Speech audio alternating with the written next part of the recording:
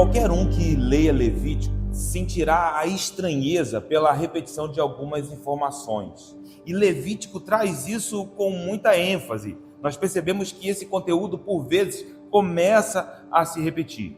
Mas é importante reconhecer que o conteúdo do livro de Levítico foi escrito, inspirado por Deus.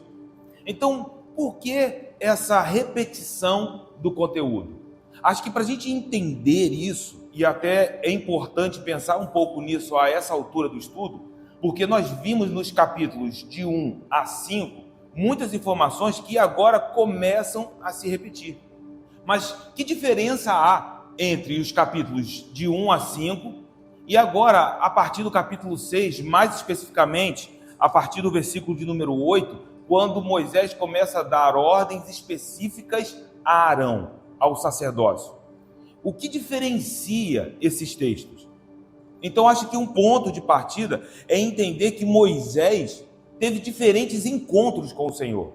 Quando nós olhamos Levítico 1 a 5, Deus chama Moisés da tenda da congregação. Olha aí no capítulo 1, no versículo de número 1.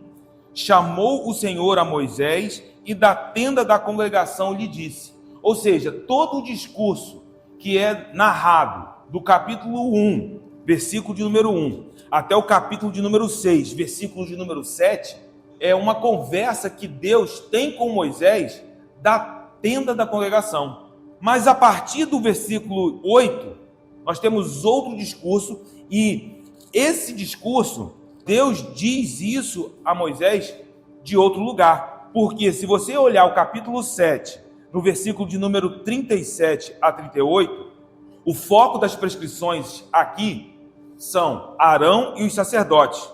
O versículo de número 37 diz: esta é a lei do holocausto, da oferta de manjares, da oferta pelo pecado, da oferta pela culpa, da consagração e do sacrifício pacífico. Ou seja, é um resumo do que acontece a partir de Levítico 6:8. Que o Senhor, olhe para o versículo de número 38, que o Senhor ordenou a Moisés no Monte Sinai.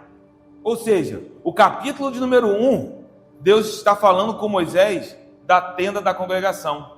Mas do capítulo 6, verso de número 8, até este ponto, Deus está falando com Moisés do Sinai.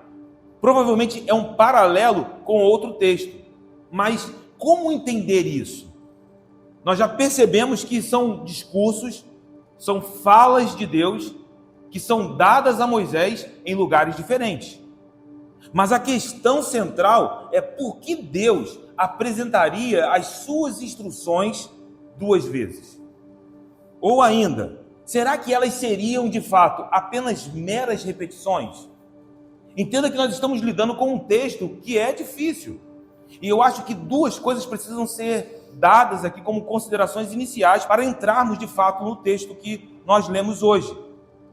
A primeira é que Deus está falando para públicos diferentes através de Moisés. Em Levítico 1 até o capítulo 6, verso de número 7, Deus está falando a todo o povo, Deus está falando a todo israelita. É assim que se abre o livro de Levítico no capítulo de número 1. Moisés fala a todo o povo de Israel, fala a todo israelita. Mas quando nós olhamos para o capítulo 6, verso de número 8, o público é diferente, o alvo do discurso é diferente. Deus começa a falar a Moisés de maneira específica a Arão e os sacerdotes. É importante percebermos isso, por quê? Porque nós podemos entender que Deus é específico na maneira de falar, específico na maneira de tratar com cada um.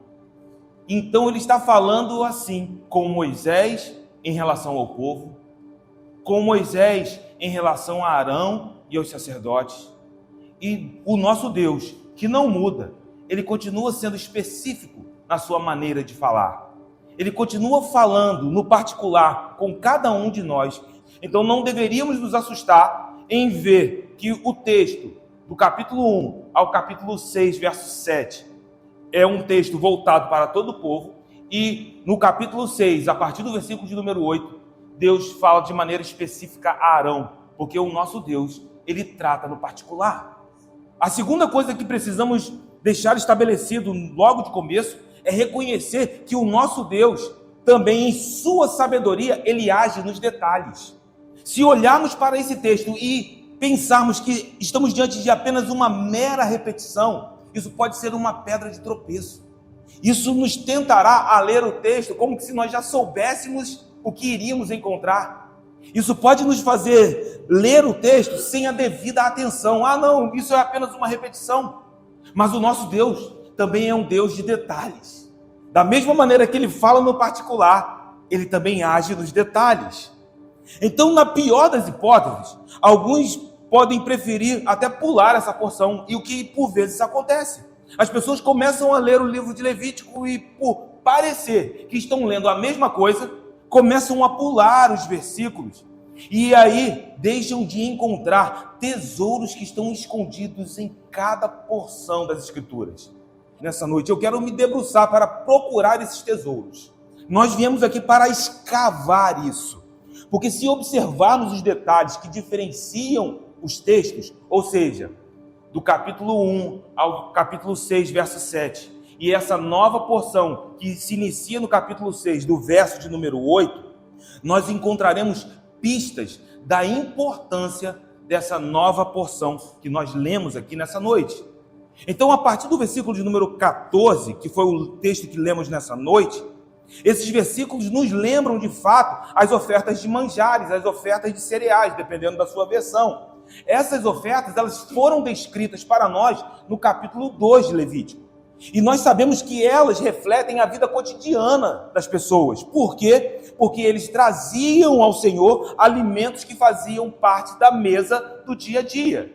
Eles traziam trigo, traziam pães, eles traziam grãos, podiam ser tostados, podiam ser preparados na panela ou numa frigideira, ou simplesmente assados sobre a brasa.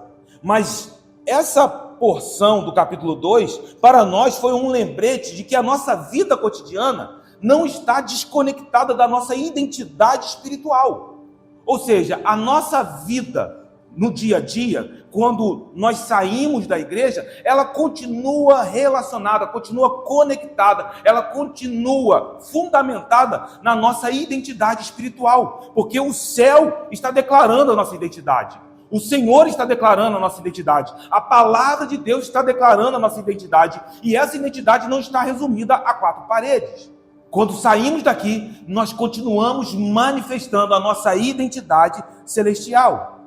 E no capítulo 2 ainda, nós vimos que a porção memorial era uma porção queimada de maneira específica. Tudo isso está sendo descrito aqui no versículo de número 14. Olha aí, esta é a lei da oferta de manjares. Os filhos de Arão, agora note o detalhe, porque agora as orientações apontam para o sacerdócio. Está falando para Arão, ou como os sacerdotes deveriam lidar com essas ofertas. Os filhos de Arão a oferecerão perante o Senhor, diante do altar. Um deles, um dos sacerdotes, tomará dela um punhado de flor de farinha da oferta de manjares, com o seu azeite e todo o incenso que está sobre a oferta de manjares. Então o queimará sobre o altar como porção memorial de aroma agradável. A expressão porção memorial, para nós também é uma expressão já conhecida dentro do livro de Levítico, porque é uma porção que aponta para um lembrete, não para Deus, porque Deus não se esquece. O nosso Deus é onisciente. Então, por que um memorial? O memorial não é para o Senhor. O memorial é para o adorador. É para que nós venhamos nos lembrar. Nós precisamos nos lembrar todos os dias de que nós temos a nossa vida regida pelos céus. Que os nossos sentimentos, as nossas emoções, as nossas escolhas, as nossas prioridades, os nossos planos precisam ser submetidos à vontade soberana do Senhor. Ele é quem governa o universo. Nós precisamos nos lembrar disso. A porção memorial não era uma porção para que o Senhor se lembrasse, porque Ele é onisciente, mas nós precisamos nos lembrar todos os dias. E que isso comece a nortear a nossa mente, comece a marcar a maneira de vivermos, que isso possa estar cravado dentro dos nossos corações. que em nome de Jesus, os nossos pensamentos sejam submetidos à vontade soberana do Deus que governa o universo. Que os nossos planos, as nossas prioridades, como é difícil lidar com essas coisas, que as nossas prioridades sejam santificadas. Para isso, eu preciso me lembrar. Isso precisa estar escrito na tábua do meu coração. A minha mente precisa ser transformada. Precisamos receber a mente do Espírito para nos lembrar dessas realidades espirituais a cada momento da nossa jornada. Então, a oferta de cereais é tratada como uma oferta de aroma agradável ao Senhor, porque era oferecida num ambiente, num contexto de relacionamento, de comunhão com Deus, de gratidão a Ele. Nós vimos no capítulo de número 1 que o holocausto era uma oferta que apontava para a aceitação, o homem aceito diante de Deus, como nós fomos aceitos diante do Senhor.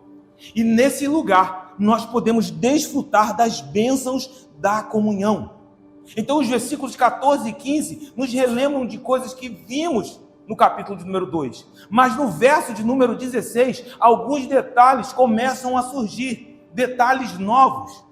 Porque já fora dito que após queimada a porção memorial, o restante pertenceria a Arão e a seus filhos. Olha aí no capítulo 2, no verso de número 3.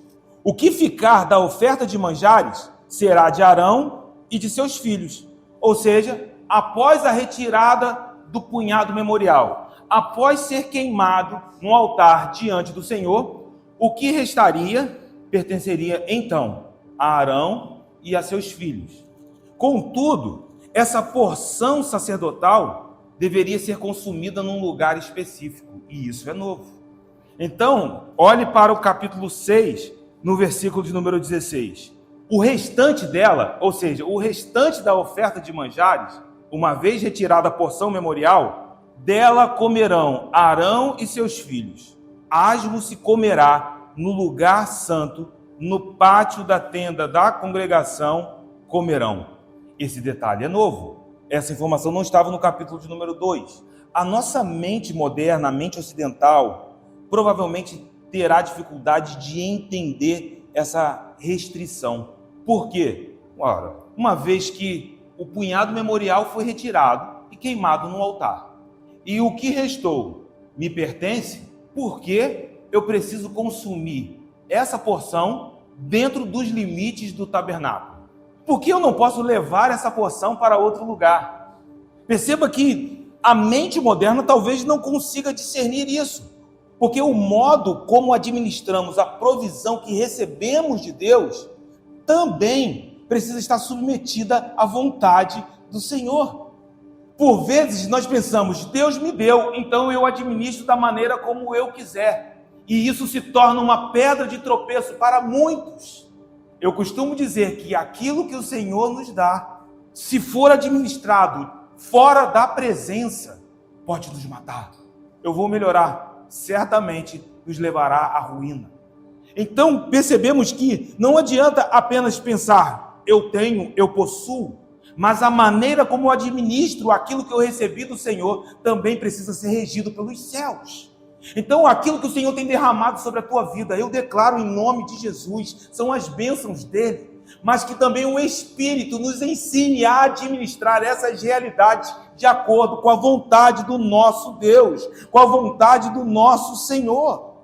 É preciso que venhamos construir isso dentro dos nossos corações. E essa restrição aponta para o perigo da santidade de Deus. E nós não estamos muito acostumados em pensar no perigo da santidade de Deus.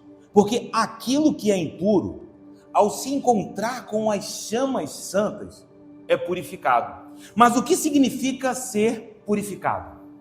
A primeira ideia é tornar puro. Mas a purificação implica na remoção do refúgio e na destruição das impurezas. Então, purificar é separar as impurezas. O refúgio precisa ser separado e então destruído. Acho que uma imagem de purificação pode ser vista dessa maneira quando lemos 2 Pedro, capítulo 3, versos de número 10 a 14.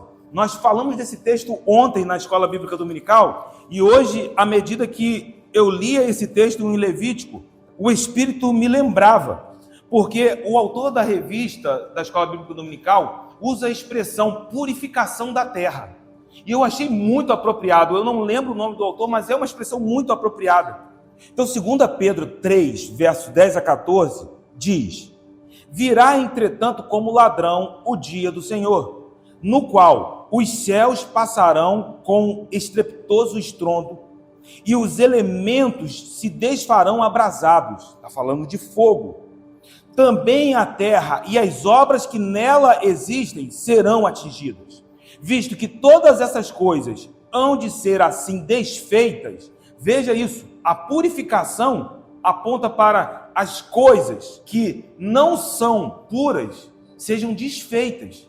E o texto continua: deveis ser tais como os que vivem em santo procedimento e piedade. Por quê? Porque a única forma de permanecer diante das chamas santas é buscando essa conduta que Pedro está falando aqui. Aqueles que vivem em santo procedimento e piedade, esperando e apressando a vinda do dia de Deus, por causa do qual os céus incendiados serão desfeitos e os elementos abrasados se derreterão. Nós, porém, segundo a sua promessa, esperamos novos céus e nova terra, nos quais habita a justiça. Por essa razão, pois, amados, esperando estas coisas, empenhai-vos por seres achados por ele em paz, sem mácula e irrepreensíveis. Como podemos ser encontrados dessa maneira? Efésios vai nos falar. Essa obra é a obra que Cristo realizou nas nossas vidas. Ou seja, o que nos posiciona para permanecermos nesse momento de purificação dessa realidade é que venhamos estar debaixo do sangue do Cordeiro. Porque ali, debaixo do sangue do Cordeiro, nós somos santificados. Debaixo do sangue do Cordeiro, nós somos posicionados sem mácula, irrepreensíveis. Porque não é a minha justiça, é a justiça dele na minha vida. Não é a tua justiça própria, mas é a justiça dele imputada em nós, por graça, misericórdia, para a glória dele. Ou seja, quando encontramos esse cenário, é um cenário de purificação. Por que estou falando isso? Porque esse princípio pode ser aplicado em nossas vidas. O modo como administramos as nossas posses, aquilo que nós possuímos, a provisão que recebemos de Deus, precisa ser submetido a essa realidade espiritual. Em nome de Jesus, que o Espírito nos lidere a nos tornar bons administradores dos recursos celestiais que nós temos recebidos. E isso para a glória de Deus. E à medida que administramos de forma santa, vem ao encontro do que eu costumo sempre dizer: isso sim tem peso de eternidade, ecoará por toda a eternidade. Então a purificação não é simplesmente me tornei puro, mas é a remoção do refúgio, é a destruição das impurezas. Esse princípio precisa estar dentro das nossas mentes, precisa ser inculcado em nós, e é exatamente esse princípio que norteia Levítico 6, que aquilo que é santo precisa ser administrado com essa sabedoria do céu. O modo como vivemos, como administramos o que possuímos, importa. Nós podemos gerar vida ou morte com o que temos. O que você possui são sementes. Sementes para a vida ou sementes para a morte. Tudo que o homem semear, isso colherá. O versículo de número 16 nos mostra esse princípio, e ele prossegue. O verso de número 17 nos traz mais detalhes. Porque levedado não se cozerá, sua porção dei-lhes das minhas ofertas queimadas. Note o detalhe do texto. Coisa santíssima é como a oferta pelo pecado e a oferta pela culpa. Nós lembramos de Levítico 2 e as ofertas de manjares deviam ser preparadas sem fermento. Isso não é uma informação nova, porque o fermento era uma imagem do Egito. A saída do Egito, a Páscoa, era celebrada, e uma das marcas dessa celebração era uma refeição em que haviam pães asmos, pães sem fermento. Esses pães faziam parte dessa refeição celebrada na Páscoa, que apontava para a saída do Egito, a libertação do povo de Deus da opressão de Faraó. Quando olhamos para o Novo Testamento, nós vamos ver que Paulo toca nessa imagem do fermento, e nós falamos um pouco sobre isso. Porque da mesma maneira que as ofertas de manjares deveriam ser trazidas sem fermento, os sacerdotes, ao preparar as suas refeições, também precisavam seguir o mesmo procedimento.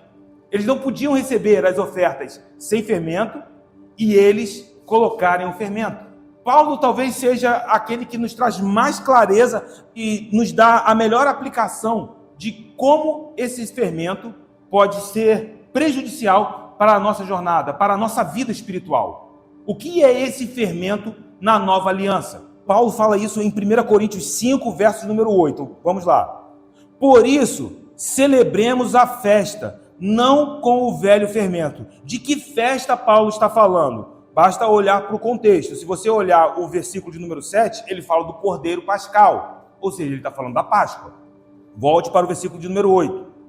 Não com o velho fermento, nem com o fermento da maldade e da malícia, e sim com os asmos da sinceridade e da verdade.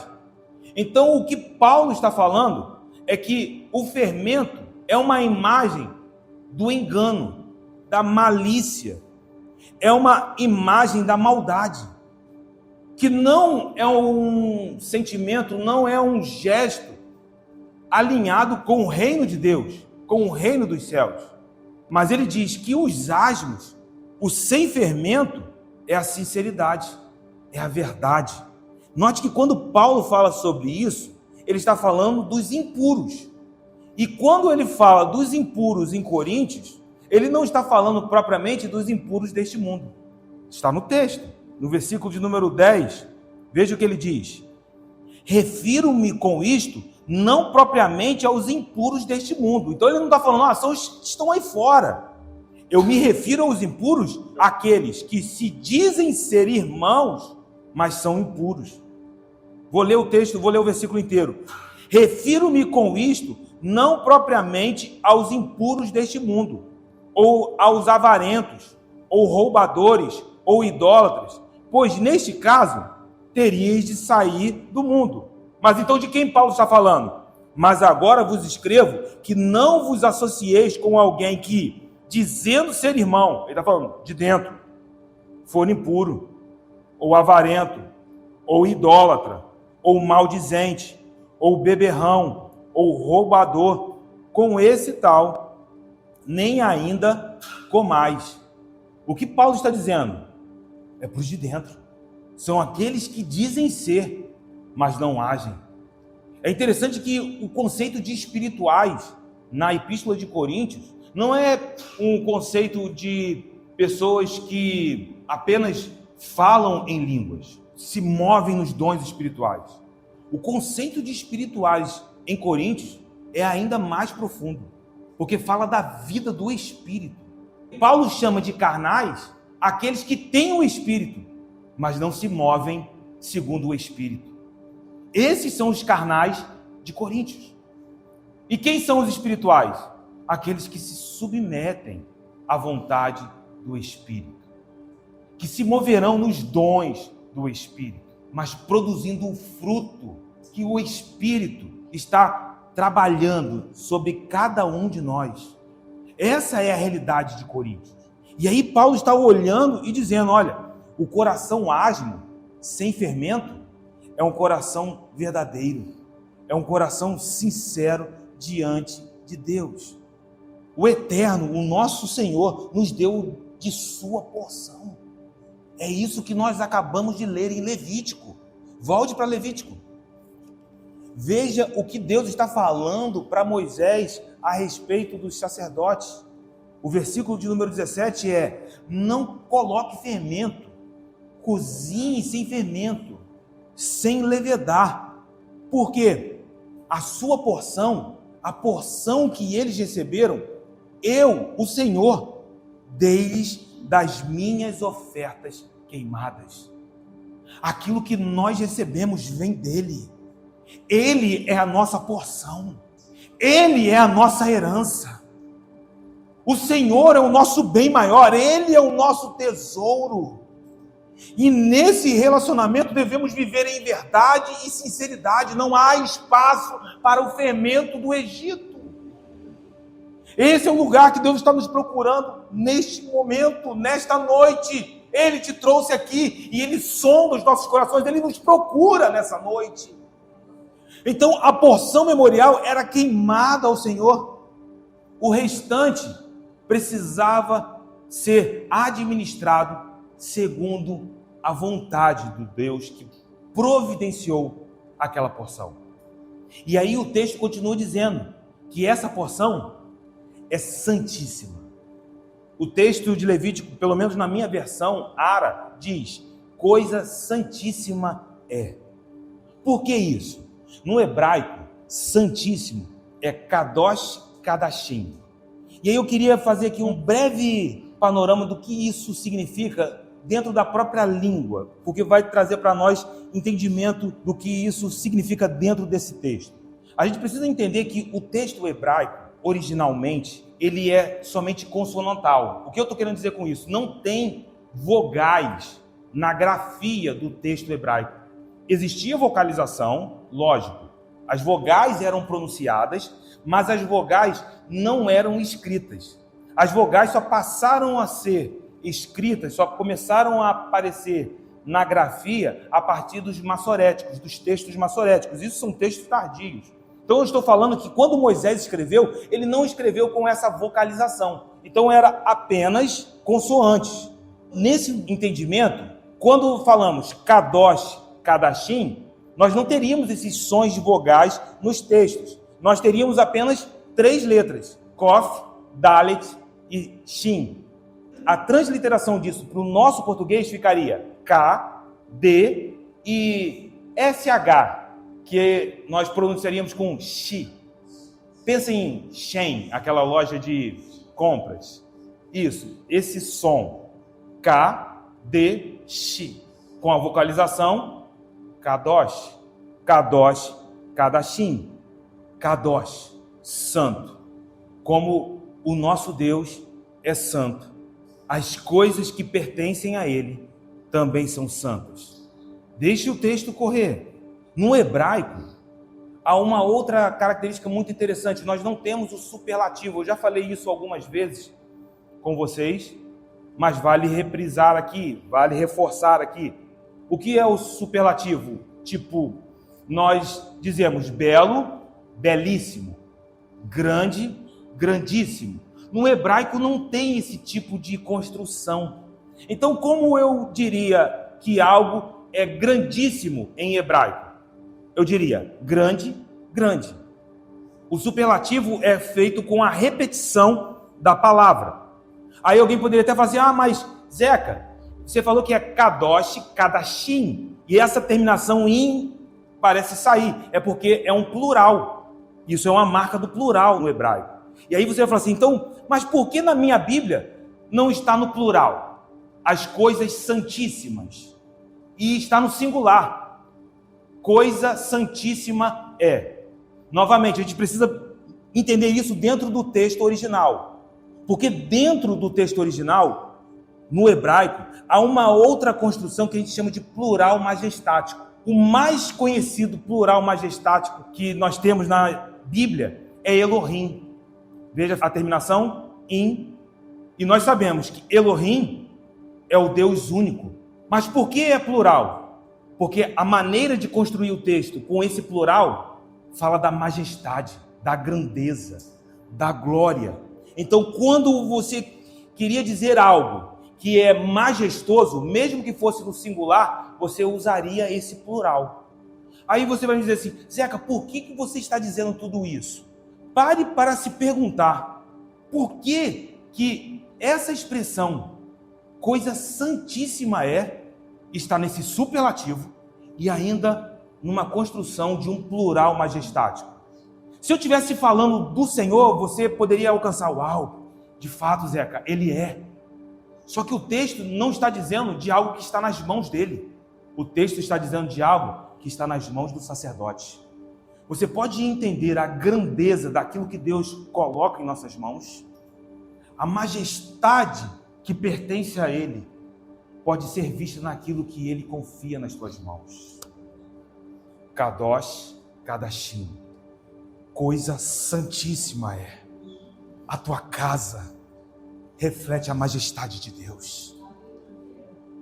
Os seus bens refletem a majestade de Deus. A tua maneira de viver reflete a majestade de Deus. Kadosh, Kadashim. É isso que Deus está colocando nas mãos dos sacerdotes. É isso que Ele está confiando nas mãos do seu povo. Por quê? Lembra da semana passada? Quem nós somos? Um povo comprado pelo sangue do Cordeiro, constituídos reis e sacerdotes. Irmão, eu quero que você possa entender que Deus está fazendo muito mais do que nós somos capazes de imaginar. Que Ele tem confiado nas tuas mãos recursos sobrenaturais. E Ele nos chama a atenção, porque de fato a porção sacerdotal precisava ser vista dessa maneira. Então, quando eles liam esse texto, eles entendiam o impacto do que Moisés estava dizendo. Coisa santíssima é. Tudo que pertence ao Senhor precisa apontar para quem Ele é. Tudo aquilo que Ele coloca nas tuas mãos, que em nome de Jesus aponte para a majestade, para a glória do Eterno. E por mais que a porção seja para o consumo do sacerdote, a fonte está clara no texto. Eu, o Senhor, que deis as porções das minhas ofertas queimadas. Ele sempre será o provedor do seu povo. Meu irmão, você pode imaginar que o Pai eterno está cuidando dos seus filhos? Você pode imaginar agora, meu irmão, a glória do pão que estava sobre a tua mesa hoje? Você pode entender que Deus está nos levando a avanços para poder engrandecer, glorificar a Ele de maneira correta.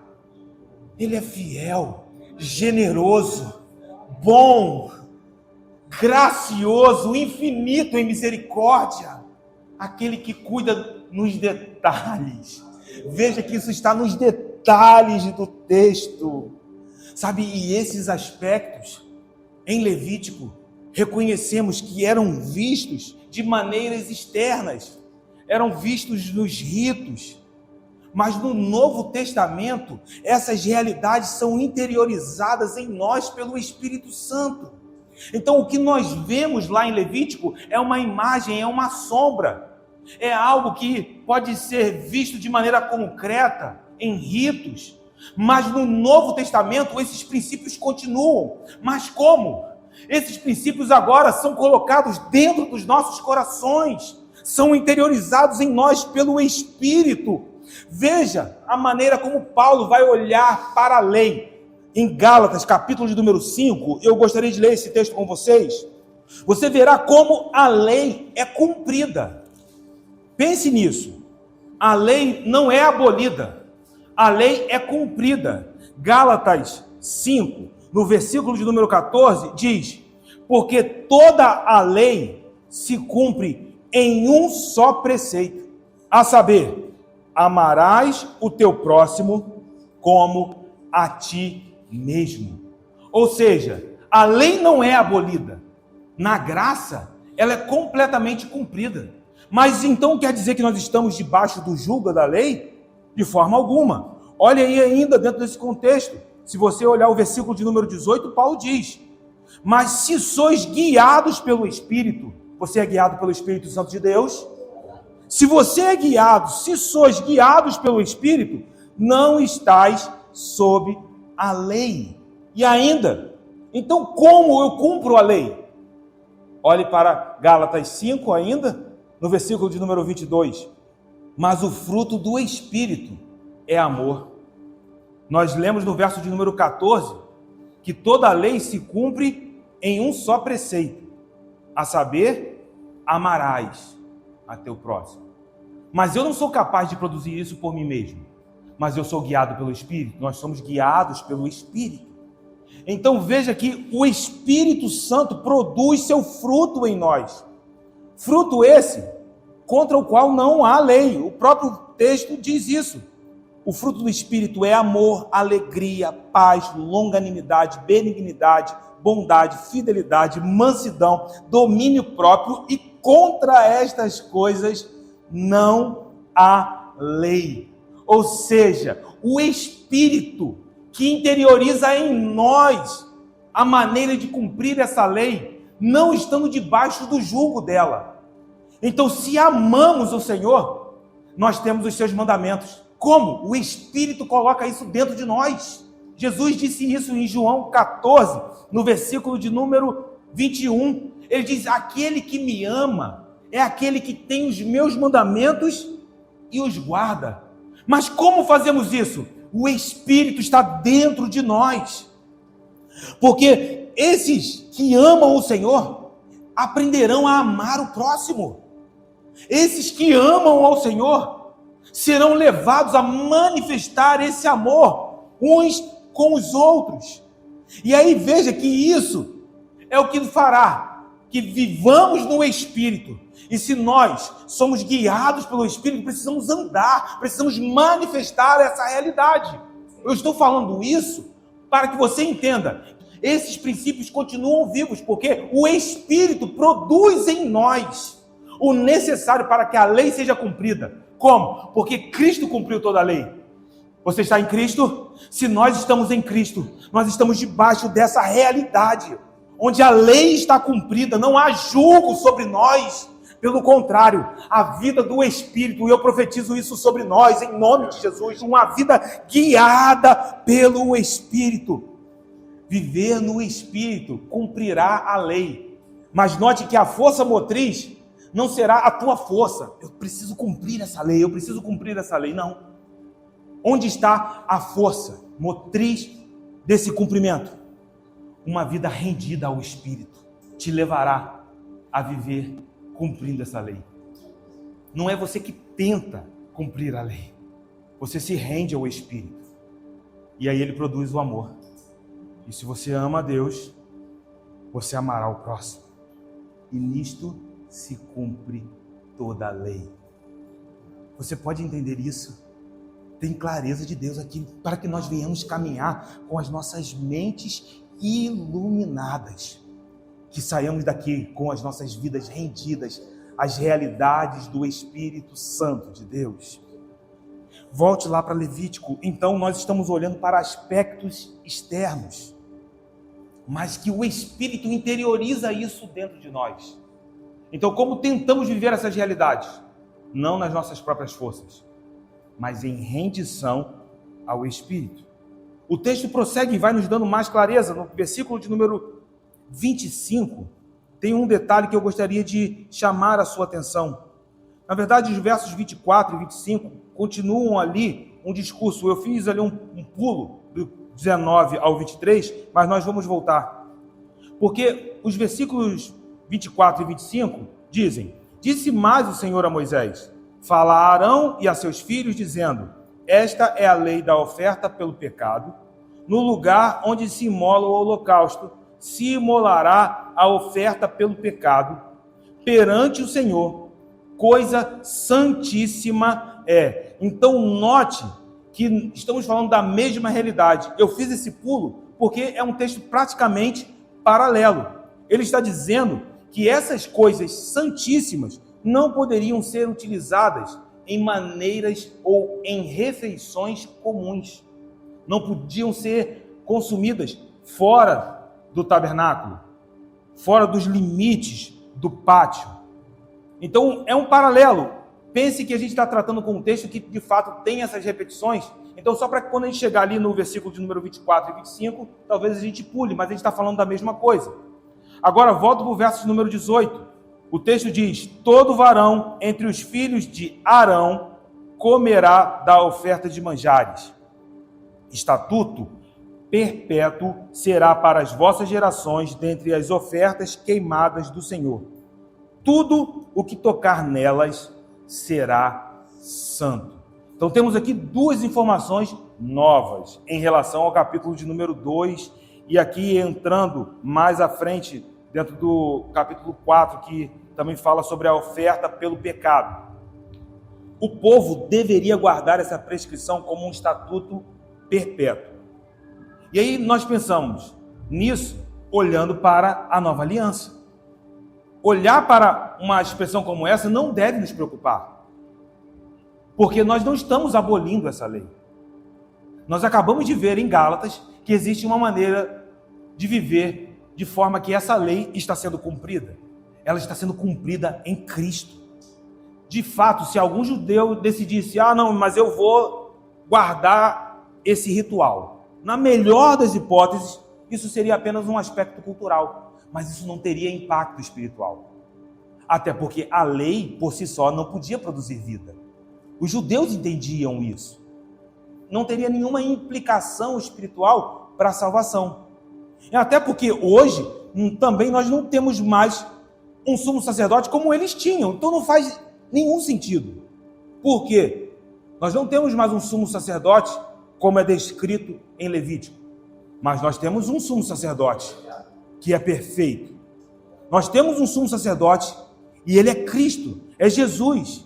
E assim, de fato, nós entendemos que a prática desses ritos seria até um desconhecimento da graça que foi liberada sobre nós, da realidade que está hoje liberada sobre a tua vida. Quando você olha para Hebreus, no capítulo número 4, verso número 14, nos mostra quem é esse sumo sacerdote. Tendo, pois, a Jesus, o Filho de Deus, como grande sumo sacerdote que penetrou os céus, conservemos firmes a nossa confissão. Assim, se nós entendemos que ele é o nosso sumo sacerdote, não faz nenhum sentido a prática desses ritos. Porque os sumos sacerdotes descritos em Levítico, eles morriam, eles passavam. Seria um desconhecimento da graça. É o que Paulo diz em Gálatas, no capítulo de número 5, no verso de número 4. Ele diz isso de uma maneira muito pesada à igreja dos Gálatas. Porque o que estava acontecendo na Galácia, ou nas igrejas dessa região, é que haviam falsos ensinos que estavam de alguma forma tentando complementar a salvação recebida pela graça por meio de Cristo Jesus.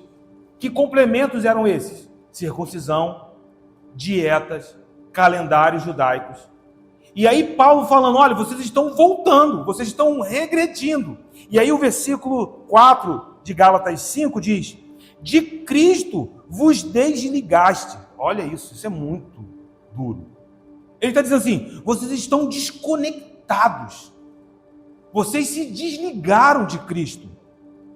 Vós que procurais justificar-vos na lei. E aí, mais uma expressão muito pesada. Da graça decaístes. Ele está dizendo assim, vocês caíram, recaíram da graça. Vocês não estão mais no lugar aonde vocês estavam, porque vocês estão tentando produzir justiça pelos seus próprios meios. De uma maneira muito direta, vocês estão tentando produzir salvação por justiça própria. Vocês caíram. Então não faria nenhum sentido tentar cumprir esses ritos que nós estamos vendo aqui em Levítico. Mas os princípios, eles são colocados dentro de nós. São inculcados em nossa mente, porque recebemos a mente do Espírito. Nós recebemos a mente de Cristo. Então, as práticas foram descontinuadas, mas os princípios permanecem. E aí os versículos 18 e 27 nos mostram mais um aspecto desses princípios. Tudo o que tocar nelas será santo. O versículo de número 27 repete isso. Tudo o que tocar a carne da oferta será santo. Esse princípio ainda permanece? Não tenho dúvidas. Basta lembrar da mulher do fluxo de sangue. Ela está caminhando durante anos. sendo esmagada por uma enfermidade. E ela está dizendo: se eu apenas lhe tocar, serei curada. Se eu apenas lhe tocar, eu serei curada. É interessante que Mateus diz que ela dizia isso. O tempo verbal é de maneira contínua, dá a impressão de alguém que está se aproximando e dizendo: se eu apenas lhe tocar, se eu apenas lhe tocar. Eu pergunto a você aqui nessa noite, o que um toque do Senhor produziria em nossas vidas? O que acontece quando nós tocamos pela fé em Jesus? Porque aquela mulher tocou pela fé. Como você pode tocar em Jesus hoje? Da mesma maneira que aquela mulher tocou. Eu vou te dizer algo, não existe diferença da maneira como aquela mulher tocou e como nós podemos tocar hoje.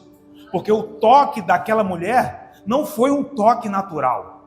Ela tocou pela fé. E como você pode tocar em Jesus hoje?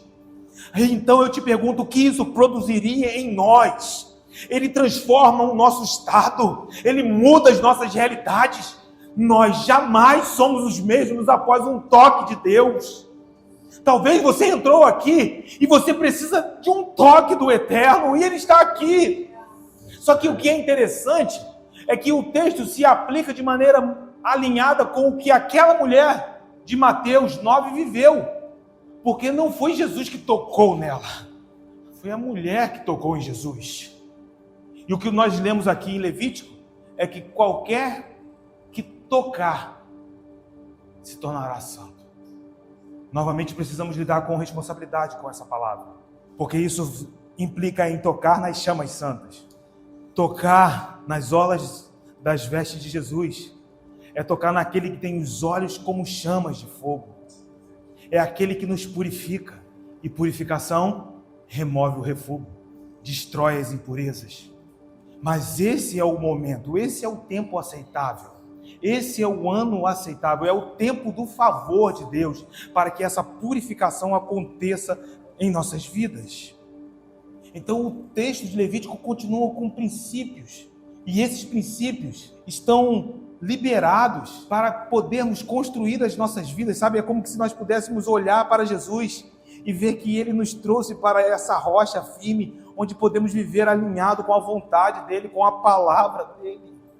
O texto prossegue em Levítico 6, porque a conversa de Deus com Moisés vai se desdobrando.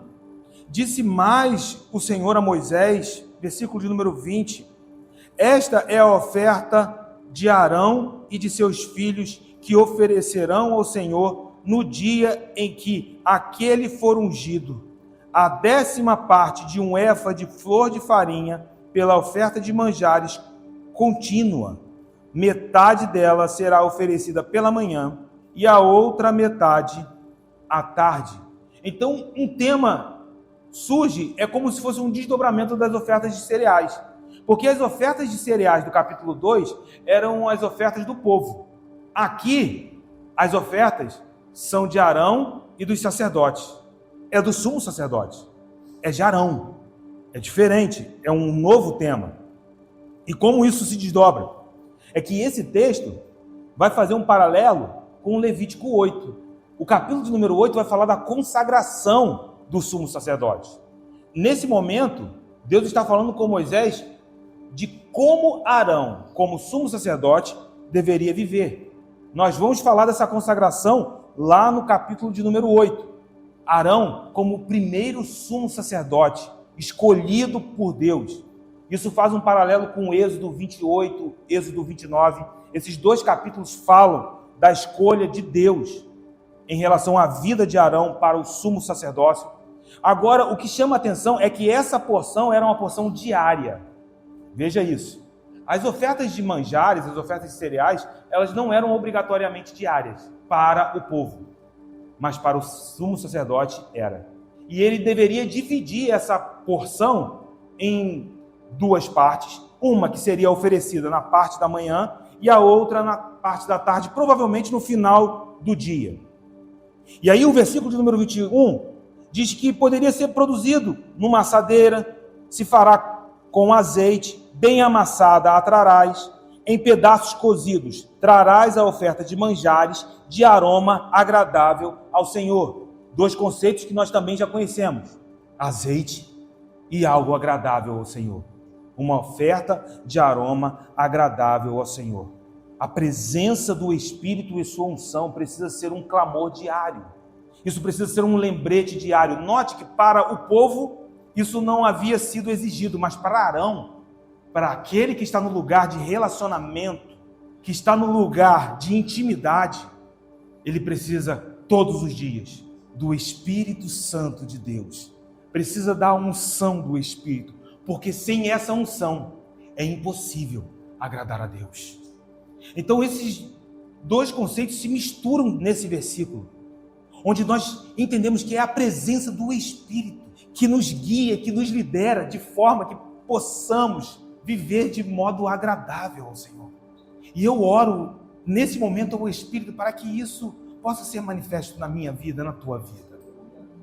Que essa unção do Espírito transborde e que afete os seus relacionamentos. Sabe, eu tenho as minhas lutas, eu tenho as minhas dificuldades, eu tenho as minhas pressões, eu tenho os meus momentos em que, se o Espírito Santo não me liderar, eu vou afundar. Todos nós precisamos clamar pelo Espírito Santo de Deus. Nos ajude a falar como Jesus falaria. Nos ajude a agir como Jesus agiria. Nos ajude a escolher como o nosso Jesus escolheria, segundo a vontade de Deus.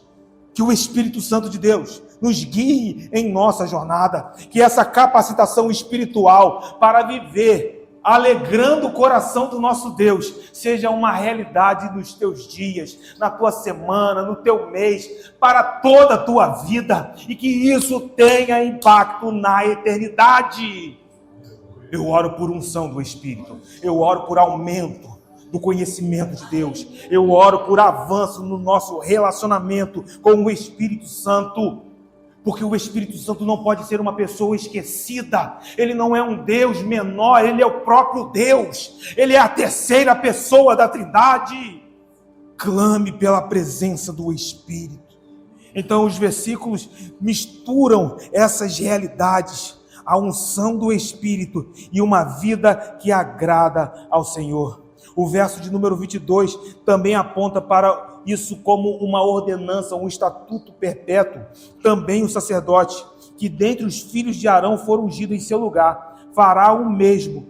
Por estatuto perpétuo será de todo queimada ao Senhor. Então o que está surgindo aqui é que a oferta de manjares do povo, o sacerdote tirava um punhado, queimava.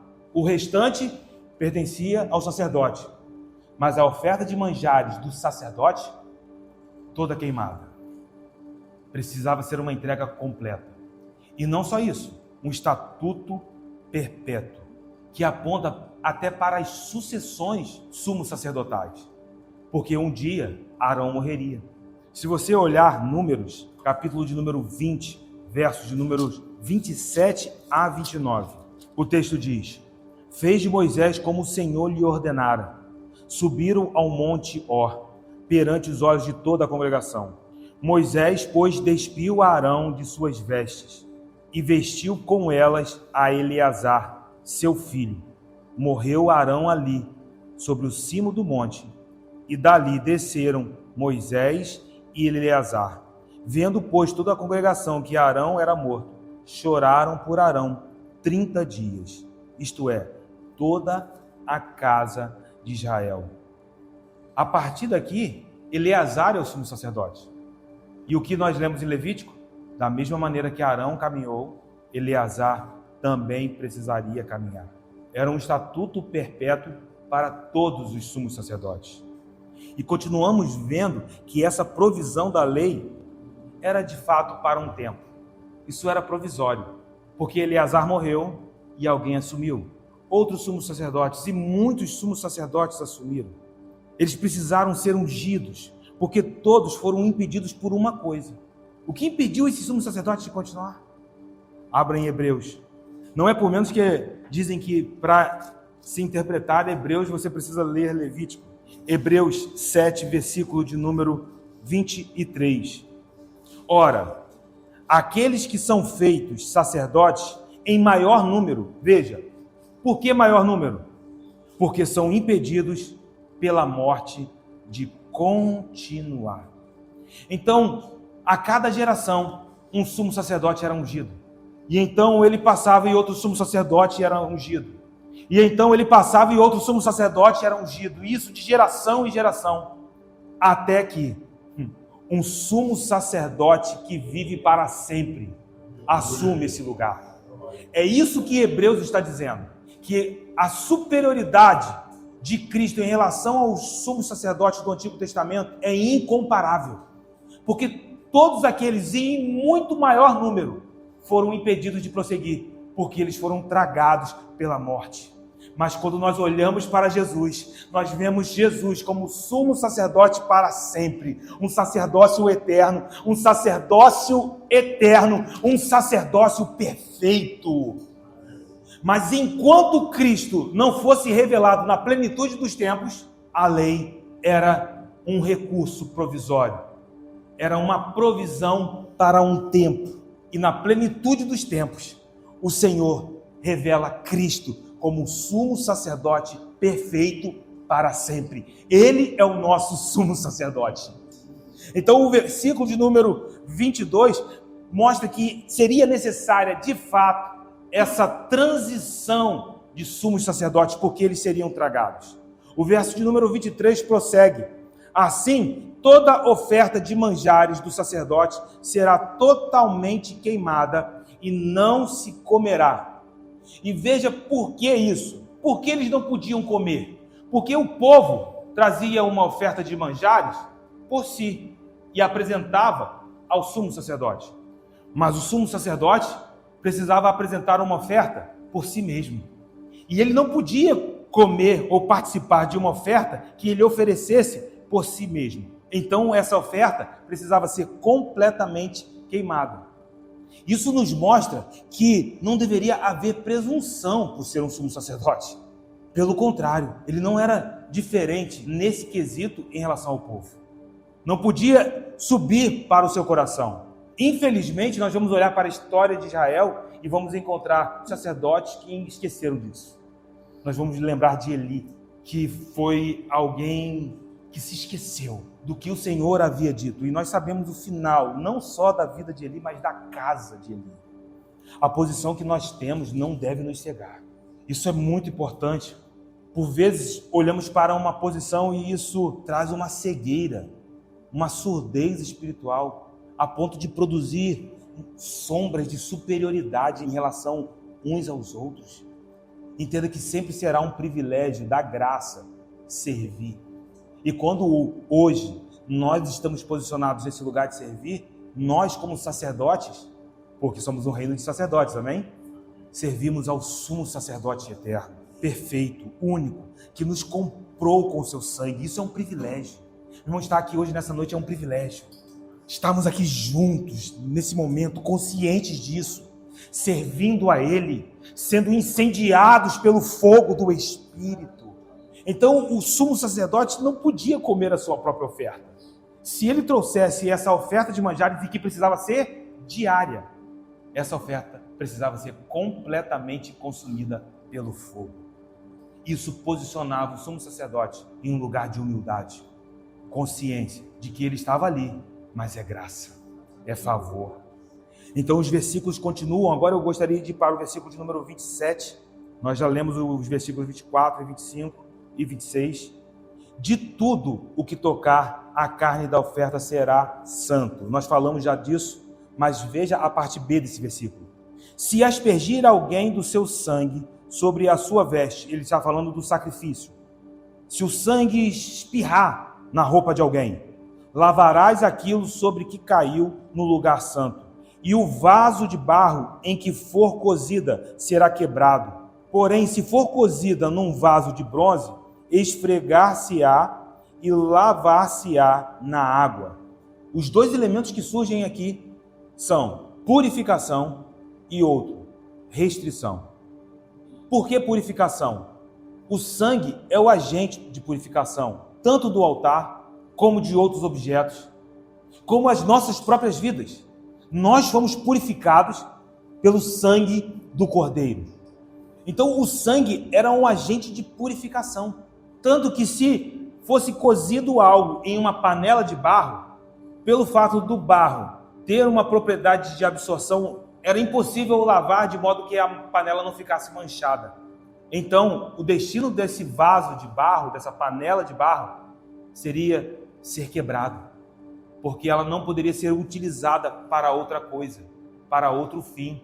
Até porque entendemos que aquilo que foi consagrado ao Senhor pertence a Ele. Por isso, o vaso de barro ou a panela de barro, dependendo da sua versão, precisava ser quebrado. Mas o vaso de bronze ou a panela de bronze não. Ela podia ser lavada, esfregada, até que estivesse completamente limpa. Note como isso se alinha com o que nós dissemos no começo. A purificação da terra, em 2 Pedro 3, versos de números 10 a 14. E aqui, o vaso de barro. Ele também precisava ser destruído, porque pertencia ao Senhor. E aí, entrando nos últimos versículos, o versículo de número 29 diz: todo varão entre os sacerdotes a comerá, coisa santíssima é. As ofertas pelo pecado, após serem removidas as gorduras, as vísceras, os rins e essas partes devidamente queimadas, não sei se vocês lembram disso, olha aí em Levítico 4, no verso número 31. A prescrição do capítulo de número 4 são as ofertas pelo pecado. E aí o versículo de número 31 diz: tirará toda a gordura como se tira a gordura do sacrifício pacífico. O sacerdote a queimará sobre o altar como aroma agradável ao Senhor. E o sacerdote fará expiação pela pessoa e lhe será perdoado. Perdoado o quê? O pecado. Ele está falando de uma oferta pelo pecado. Mas uma vez que essa parte era retirada e queimada, o que se fazia com o restante? É o que nós vemos no capítulo de número 6. No versículo de número 26, diz: o sacerdote que a oferecer pelo pecado, a comerá. Percebe como que o texto está em paralelo e ele vai se complementando? Olha aí no versículo de número 26. O sacerdote que a oferecer pelo pecado. Ele está dizendo, alguém traz a oferta pelo pecado. O sacerdote pega a oferta, retira a gordura, rins, vísceras, queima ao Senhor. O sacerdote que fizer isso, olha o que o texto diz, ele comerá do restante. Esse restante pertencia ao sacerdote que estivesse ali no trabalho do sacrifício. Mas por que eu estou falando tudo isso? Porque a primeira parte fala de uma oferta que o leigo trazia, que o povo trazia, e o sacerdote podia comer. Mas olha para o versículo de número 30. Porém, não se comerá nenhuma oferta pelo pecado, cujo sangue se traz à tenda da congregação para fazer expiação no santuário, no fogo será queimada. Então, se fosse uma oferta pelo pecado, cujo sangue era trazido para dentro da tenda da congregação, essa oferta não podia ser consumida pelo sacerdote, ela precisava ser completamente queimada. Que ofertas tinham o sangue trazido para dentro do tabernáculo? A maioria dos sacrifícios eram feitos com a aspersão do sangue no altar das ofertas queimadas, também chamado de altar de bronze. Esse altar ficava no pátio, ficava no átrio. Esse altar não ficava dentro da tenda. Esse altar ficava no pátio. Então, quando o sacrifício era feito, o sangue era aspergido nesse altar, do lado de fora da tenda. Repito a pergunta. Então, quais ofertas tinham sangue trazido para dentro do tabernáculo? 3 sacrifícios exigiam que o sangue fosse trazido para dentro do tabernáculo. 2 deles nós já vimos. Abra aí em Levítico 4, no versículo de número 5. Marca aí na tua Bíblia. Isso vai ser importante para a gente, porque nós vamos voltar a tocar nesse assunto. Então o sacerdote ungido, está falando do sumo sacerdote, tomará do sangue do novilho e o trará à tenda da congregação, e molhando o dedo no sangue, agora vocês lembraram, e molhando o dedo no sangue, aspergirá dele 7 vezes perante o Senhor, diante do véu do santuário. Que véu era esse? Era o véu que separava o santo lugar do santíssimo lugar. Então, as ofertas que eram oferecidas pelos pecados do sumo sacerdote, o sangue era trazido para dentro da tenda. O que nós lemos? Todos os sacrifícios cujo sangue era trazido para dentro da tenda não podiam ser consumidos pelos sacerdotes, precisavam ser completamente queimados. Esse é um deles. Olhe em Levítico 4, versículos número 16 e 17. Aqui está falando dos pecados por ignorância da congregação de Israel, dos anciãos, dos líderes. Versículo 16 diz: então o sacerdote ungido, que é o sumo sacerdote, trará do sangue do novilho a tenda da congregação, e da mesma maneira, como nós lemos no versículo de número 6, molhará o dedo no sangue e o aspergirá 7 vezes perante o Senhor diante do véu. Ou seja, novamente, ele traz o sangue para dentro da tenda. Essa é a segunda prescrição. E qual é a terceira? A terceira nós não vimos ainda, mas veremos daqui a uns dias. O terceiro sacrifício era no dia da expiação. Vai em Levítico 16, verso de número 14. Tomará do sangue do novilho e com o dedo o aspergirá sobre a frente do propiciatório. Espera aí. O que era o propiciatório? A tampa da arca do concerto. No capítulo 4, o sacerdote foi até o véu. Agora, o sumo sacerdote, ele vai além do véu. Ele vai até a arca. E o texto diz que ele aspergirá sobre a frente do propiciatório e diante do propiciatório aspergirá 7 vezes do sangue com o dedo. O dia da expiação era um dia no calendário em que uma vez por ano o sumo sacerdote entrava no Santíssimo Lugar. Veja que era nesse momento em que o sangue do cordeiro é aspergido no Santíssimo Lugar. Você pode entender o que o autor de Hebreus está dizendo quando ele diz que Jesus penetrou no Santo dos Santos de uma vez por todas? Jesus entra nesse lugar por nós. Mas nós vamos falar disso mais na frente. Mas veja que apenas esses 3 sacrifícios eram sacrifícios que o sangue era trazido para dentro da tenda. Como que nós entendemos isso? E aqui eu quero ir para o final fechar com vocês. A explicação desses versículos, na realidade da nova aliança, está em Hebreus, capítulo de número 13. E é um versículo que considero de suma importância e de certa dificuldade. Hebreus 13:10 diz: possuímos um altar do qual não tem direito de comer os que ministram no tabernáculo. Peraí, o que o autor de Hebreus está dizendo aqui? Ele está dizendo que existe um contraste visível. Por quê? Em Levítico, os sacerdotes não podiam comer desses sacrifícios. Certo? Nós acabamos de ver isso. Todo sacrifício cujo sangue era trazido para dentro da tenda não podia ser comido. E ele explica no versículo de número 11. Pois aqueles animais cujo sangue é trazido para dentro do Santo dos Santos, e ele está falando especificamente do dia da expiação, pelo sumo sacerdote, como oblação pelo pecado, tem o corpo queimado fora do acampamento. Ele está dizendo, sacerdote nenhum podia comer desse sacrifício. Ele precisava levar esse sacrifício e queimar fora do acampamento. Mas ele faz um contraste, o autor de Hebreus diz que esse altar que nós temos é diferente. A linguagem aqui é uma linguagem de metonímia. Como funciona isso? Sabe quando você diz que eu tenho uma mesa farta? O que eu estou querendo dizer? Que tenho muita comida. O autor está dizendo, nós temos um altar, mas nós não temos um altar sem sacrifício sobre o altar. Nós temos um altar, mas sobre esse altar o sacrifício é o Cordeiro de Deus que foi entregue por nós. E não só isso, porque falando aos hebreus, aos judeus, aqueles que ainda persistiam em sacrifícios dentro do tabernáculo, esses não podiam participar dessa realidade em discernir que Cristo é o Cordeiro de Deus que tira o pecado do mundo. Só que Jesus não é só o Cordeiro de Deus que tira o pecado do mundo. Ele é o Cordeiro que entrou de uma vez por todas no Santo dos Santos, que nos purificou, que nos salvou, que nos resgatou, mas também é o Cordeiro que nos nutre, é o Cordeiro que nos alimenta. Então nós temos um altar, mas sobre este altar nós encontramos um Cordeiro que também está nos nutrindo, que também está nos sustentando. E essa é a grande diferença quando olhamos para o Antigo Testamento, porque lá o sumo sacerdote não podia comer deste animal.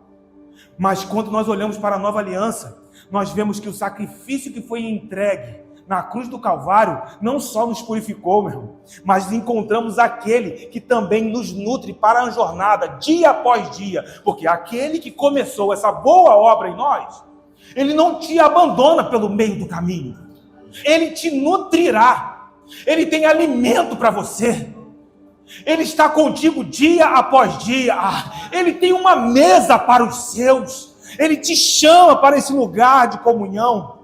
Ser nutrido por Cristo é desfrutar da plenitude das coisas santas, meu irmão.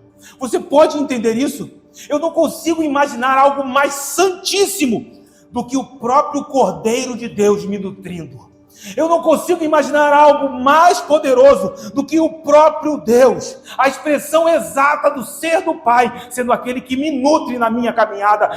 É esse que Isaías viu.